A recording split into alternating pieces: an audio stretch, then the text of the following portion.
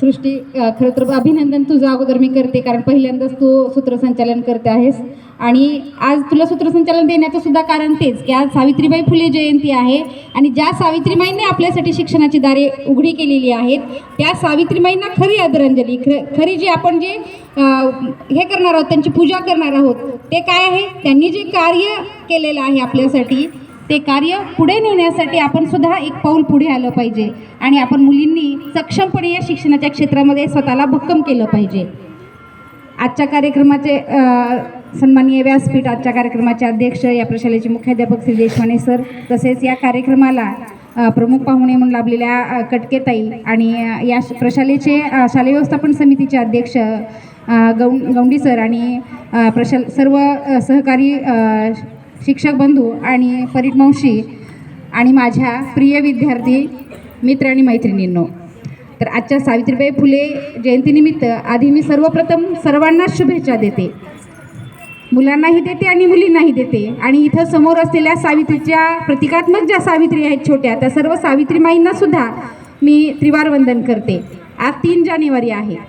काल आपल्याला खूप उशिरा लक्षात आलं, कारण आपल्या शाळेत वेगळीच लगबग चालू, एक लगीन घाई चालू आहे की नाही. फक्त आता अक्षदा व्हायचं बाकी आहे, उद्यापासून तपासणी आहे की नाही.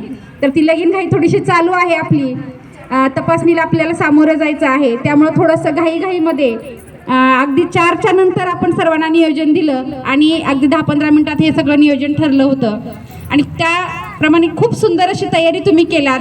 अगदी उल्हासात सावित्रीबाई फुले यांच्या जयंतीसाठी तुम्ही इथं हजर राहिलात, तयारी करून आलात, खूप छान छान भाषणांची तयारी केलात. आणि खरं तर ज्या सावित्रीमाईंनी आपल्याला कशासाठी शिक्षण दिलं होतं की स्त्री साक्षर झाली पाहिजे. साक्षर कशासाठी झाली पाहिजे, तर जीवनातल्या प्रत्येक क्षेत्रात ती अभिमानानं आपली उभी राहिली पाहिजे. आणि तिचा स्वाभिमानाचा लढा, चूल आणि मूल, ते जगभरात तिचा स्वाभिमानाचा लढा हा चालू राहिला पाहिजे. मग हा स्वाभिमानाचा लढा कशासाठी आहे, तर स्वतःच्या अस्तित्वासाठी आहे. एक काळ असा होता की जिथं रूढी आणि परंपराने समाज त्या कचाट्यात होता. मुलींचं काय अस्तित्व होतं की चूल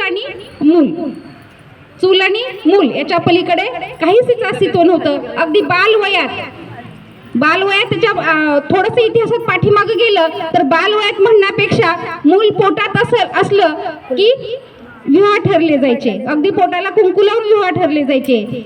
तर त्यानंतर थोडंसं पुढे काय झालं, पाळण्यात बाळ असलं की त्यावेळेस पाळण्याला कुंकू लावून पाळण्यातल्या बाळाचे सुद्धा विवाह ठरवले जायचे आणि विवाह व्हायचे.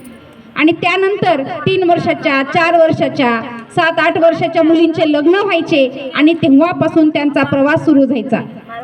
बऱ्याच मालिका सुरू आहेत बघा, तुम्ही आता बघत असाल, आनंदीबाई गोपाळ असतील किंवा सावित्रीबाई फुलेंची सुद्धा बघा मालिका आहेत, रमाबाई आंबेडकर सुद्धा ह्याच पद्धतीने त्यांचे विवाह झाले होते 8व्या-9व्या वर्षीच. तर सावित्रीमाईंचा सुद्धा विवाह वयाच्या 9व्या वर्षी झालेला होता. ज्या वयामध्ये कितवीचं वय असतं, 9वं वर्ष म्हणजे अगदी तिसरीचं वय असतं बघा. तिसरीच्या मुलींना काही कळतंय का, मुलांना काही कळतंय का? हा अन्याय फक्त मुलींवर होता असं नाही बरं का, मुलांवर सुद्धा होता.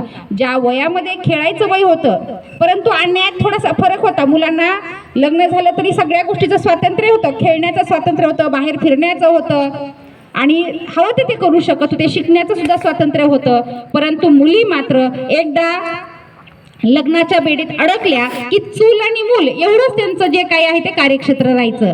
त्यांना चूल म्हणजे काय, स्वयंपाक करणं, घरातली कामं करणं, भांडी घासणं, धुणं किंवा छोट्या ज्या हाताने जे भातुकली खेळण्याचं वय असतं, खेळणी मांडून खेळतो आपण, भाऊलीचं लग्न लावतो. आणि अशा वेळेला ह्या वयामध्ये जे वय आपलं भाऊलीचं लग्न लावायचं असतंय, त्या वयामध्ये त्या कोवळ्या जीवांना लग्नाचा अर्थही कळत नसतो किंवा काय आहे हे ते कळत नसतं. अशा वयामध्ये लग्न लावून मोकळे व्हायचे. तर अशा वयामध्ये सावित्रीबाई फुले यांचं लग्न झालं बघा. आपण परिस्थितीला कधी तुम्हाला काही विचारलं ना, शाळेत काय नाही आला तर आपल्याकडे 10 कारणं तयार असतात शाळा बुडवण्याची, आहे की नाही.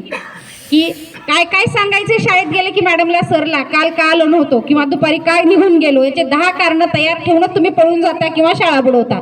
आलं की बरोबर ते कारणं सांगायला चालू करता. पण तुमच्यावरचे आम्हाला तुमची सगळी कारणं पाठ झालेली असतात. प्रत्येक मुलगा मुलगी काय सांगू शकते, काय त्यांचं उत्तर येऊ शकते हे माहीत झालेलं असतं.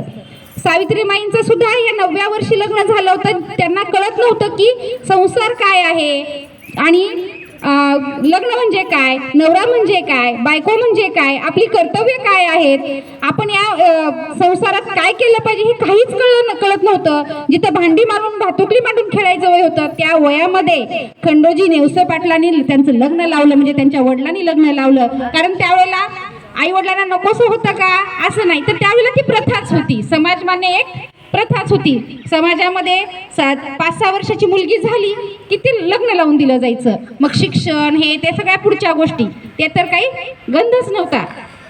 स्त्रीचा आणि शिक्षणाचा दूर कुठं संबंध नव्हता. तर अशा छोट्याशा वयामध्ये सावित्रीबाईंचं लग्न झालं. परंतु सावित्रीबाईंच्या घरचं वातावरण खूप चांगलं होतं. घरचं म्हणजे कुठलं, त्यांच्या पतीच्या घरचं. कोण होते त्यांच्या